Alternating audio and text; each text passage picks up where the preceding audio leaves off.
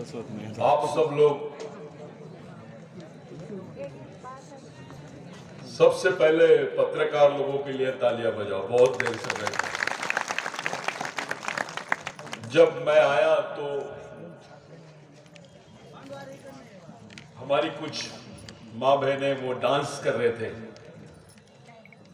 इतना देर तक डांस करना ये अपने आप में बहुत बड़ी बात है। उनके लिए भी तालियां बजाओ। और जो गणमान्य है, इतने देर से ये लोग बैठे हैं, अपना अमूल्य समय दे रहे हैं सब लोग, ये सब लोग का मैं आभार मानता हूं। ये आपके सामने लिखा हुआ है बिरसा ब्रिगेड वर्धापन दिवस। आज शिव जयंती है। वर्धापन दिवस का मतलब क्या होता है मराठी में? वर्धापन दिवस का मतलब वाड़ दिवस, उसकी स्थापना दिवस।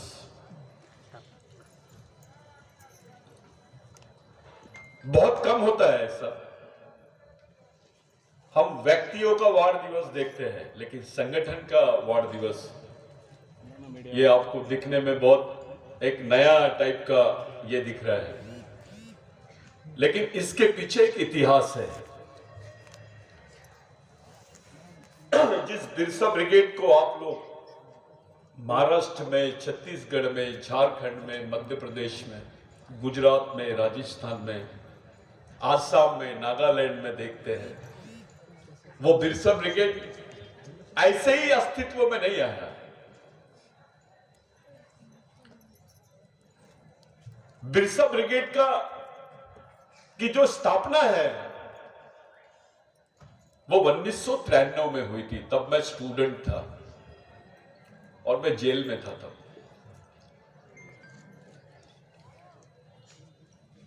जेल में जाने का कारण दूसरा।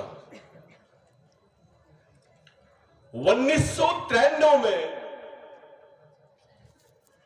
भारत सरकार ने संयुक्त राष्ट्र संघ में एक हलफनामा दिया।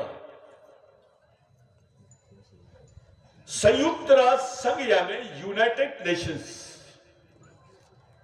पूरे विश्व के देशों का संगठन, जिसको जैसे आप भारत का संविधान है उसको आप लोग नेशनल कॉन्स्टिट्यूशन बोलते हैं, राष्ट्रीय संविधान बोलते हैं,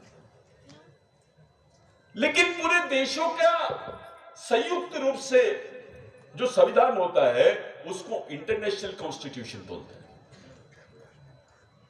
अंतरराष्ट्रीय संविधान।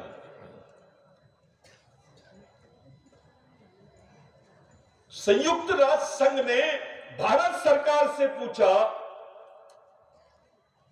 कि आपके देश में आदिवासी रहते हैं क्या, और अगर आदिवासी नहीं रहते हैं या रहते हैं तो किस अवस्था में है। ये 1993 में संयुक्त राष्ट्र संघ ने भारत सरकार को पूछा। साथियों, भारत सरकार का संयुक्त राष्ट्र संघ में हलफनामा गया कि भारत में आदिवासी नहीं रहते हैं।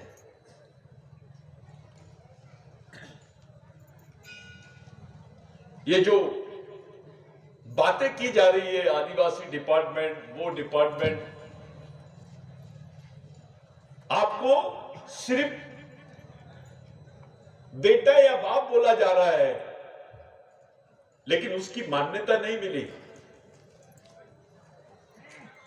भारत सरकार ने यह मान्यता संयुक्त राष्ट्र संघ में रख दी कि भारत में आदिवासी लोग नहीं रहते हैं, और बहुतांश आदिवासी, भील वंश के, बाकी वंश के जो आदिवासी है, जो जिस भाषा का वापर करते हैं वो संस्कृत जैसी भाषा है, उससे मिली जुली भाषा है, इसलिए उनका आदिवासी होना संभव नहीं है।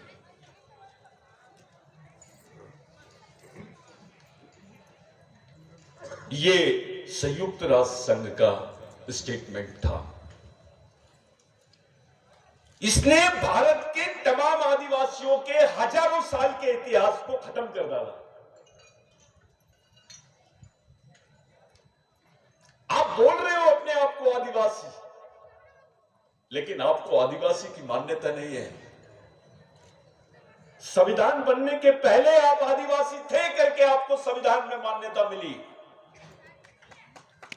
भारत के संविधान बनने के पहले आप आदिवासी थे, जिसको अंग्रेजों ने भी मान्य किया, आपको एबोरिजिनल बोला।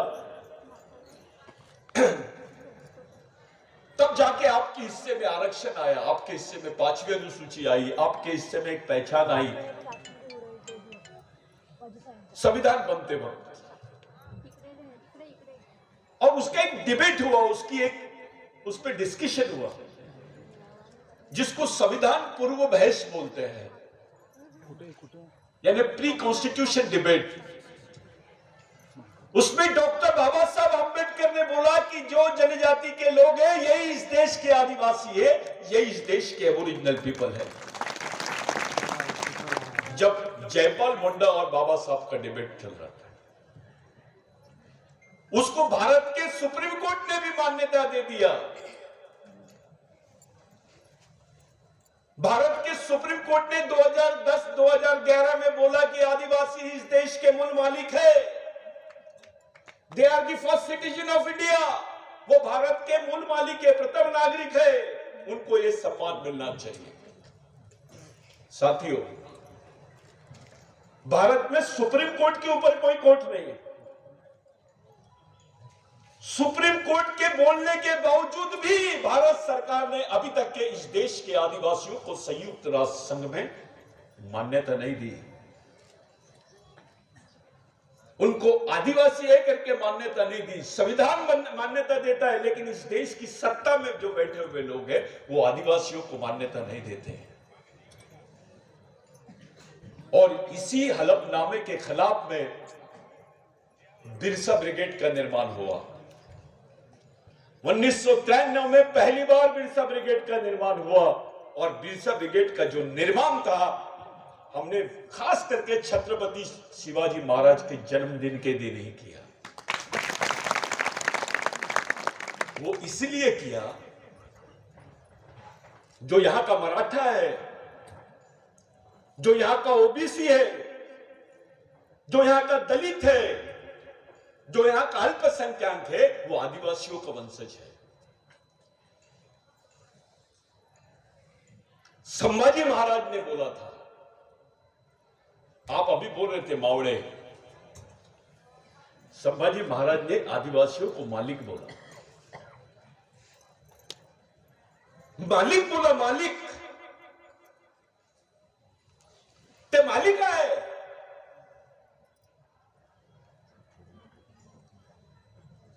ये आदिवासी महिलाओं को कारभारिन बोले। उस संस्कृति को समझा उन्होंने, क्योंकि जब आपके पास आरक्षण नहीं था, आपका घर चलता था, उस घर की पूरी बागडोर आदिवासी महिला के हाथ में थी। शिवाजी महाराज को यह बात मालूम थी। शिवाजी महाराज ने जो हिंदू स्वराज्य की जो बात करी, वास्तविकता में वो अलग था। शिवाजी महाराज ने श्री राम नहीं बोला, हर हर महादेव बोले। हर हर महादेव के पीछे का एक लॉजिक है। ये केवल मराठी में पढ़ने वाला शब्द नहीं है, इसको गोंडी में भी बोलते हैं। ये प्री द्रविडियन लैंग्वेज का, यानी द्रविडियन पूर्व भाषा का एक हिस्सा है। शिवाजी महाराज ने उस वक्त इस बात का उल्लेख किया। शिवाजी महाराज ने अपनी मां को अपना राजा समझा। शिवाजी महाराज के ही प्रशासन में महिलाओं का स्थान बराबरी का था। आप मेरे को किसी दूसरी जगह बता दीजिए कि किसी महिला को रानी बनाया गया क्या? दो उदाहरण मिलते हैं, एक रानी दुर्गावती को और दूसरी जिजाऊ को। ये इसीलिए हुआ क्योंकि जिस क्षेत्र में शिवाजी महाराज के किले थे वो क्षेत्र आदिवासियों के थे। सेना आदिवासियों की, जमीन आदिवासियों की, लोग आदिवासी, संस्कृति आदिवासी, तो निर्णय भी आदिवासियों का। इसलिए जिजाऊ को ये स्थान मिला है। इसके पहले कहीं उल्लेख नहीं है, कोई उल्लेख नहीं है। हमने दो शिव के बारे में बात कर रहे हैं आज। जहां आप लोग बैठे हैं वो एक स्थान, भारत के जितने 12-13 कितने ज्योतिर्लिंग है, 12 ज्योतिर्लिंग है, वो 12 ज्योतिर्लिंग पूरे आदिवासियों की जमीन पर है। इसको प्रूव कर सकते हैं हम। एक बुजुर्ग ने बोला, मैं आ रहा था नासिक के प्रोग्राम में, मैं जा रहा था, पवार साहब का को बुलाए थे प्रोग्राम में जा रहा था। एक बुजुर्ग ने मेरे को बोला, अरे काय लावला तुझे नाव सतीश पिंडा में हो दादा, तू काय म्हणत होता ना आमच्या महादेवाला? तू हंसता है, तू बोलता है महादेव को तीसरे नंबर का भगवान बना दिया। ब्रह्मा विष्णु महेश, जब आदिवासी संस्कृति में महादेव था तो पहले नंबर का प्लेयर, जब ब्राह्मणवादी संस्कृति में महादेव गया तो तीसरे नंबर का प्लेयर। देवादी देव महादेव, तू काय म्हणत आहे रे म्हणे? तुला माहित आहे का राम हिंदू आहे म्हणे, शिव सिंधू आहे म्हणे। शिवाचा संबंध जे आहे सिंधू संस्कृतीतून आलेला आहे म्हणे। मैं चुप हो गया, मैं थोड़ी देर तक के कुछ नहीं बोला। एक बुजुर्ग आदमी जिसको कोई पढ़ाई लिखाई नहीं समझती, उस आदमी ने मेरे को समझाया। तब मेरे को समझ में आया शिव का महत्व क्या है। फिर मैं वेदों का अध्ययन किया तो उसमें शिव का कोई उल्लेख नहीं है। इसलिए नहीं है क्योंकि देवादि देव Mahadev, God of God, Shiva ये प्रकृतिवादी देव है। ये बाद में आया वो शिव पुराण वगैरह, इन सब तो 2000-1500 पहले की बात है। लेकिन सिंधु संस्कृति में शिव का उल्लेख, जितने आदिवासियों के नाम है, चाहे मुंडा हो, असुर हो, महादेव कोड़ी हो, ठाकर हो, वारली हो, पावरा हो, भील हो, ये शिव के नाम है। इसलिए शिव जो है ये आर्यों के आने के बाद का भगवान नहीं है, ये आर्यों के आने के पहले का भगवान है। और जो आदिवासी संस्कृति है उसकी विशेषता यह है, वो शिव को नहीं उसकी मां को मानते हैं, जिसका मंदिर बाजू में है, जिसको आप लोग क्या बोलते हैं? कलमजाई। कलमजाई के 7 मूर्तियां मिली है सिंधु सभ्यता में। मैडम आप इसको ध्यान रखो, उसके 7 एविडेंस मिले। इस देश में एक नई चर्चा शुरू होने जा रही है। मराठाओं ने शिव को क्यों माना, ओबीसी ने शिव को क्यों माना, दलितों ने शिव को क्यों माना?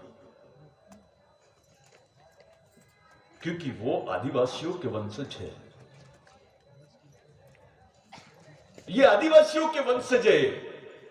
इसलिए अपनी जो बिरसा ब्रिगेड का मिशन है, ये उसका स्टेटमेंट है कि आदिवासी इस देश के मालिक है और इस देश के मराठा, ओबीसी, एससी और माइनॉरिटी ये उनके वंशज है। लेकिन खुलेआम इस देश में आदिवासियों को वनवासी बोला जा रहा है। आपकी पहचान खत्म करने की बात कर रहे हैं। आने वाला समय अंतरराष्ट्रीय संविधान का है। आज तुम्हारा आरक्षण खत्म हो गया है। दादा 100 में 10 पोस्ट निकल रहे, इसको आरक्षण नहीं बोलते। जहां 10 लाख लड़के बेरोजगार है, वहां तुम 1000 पोस्ट भी निकालोगे तो बाकी लड़कों का क्या होगा?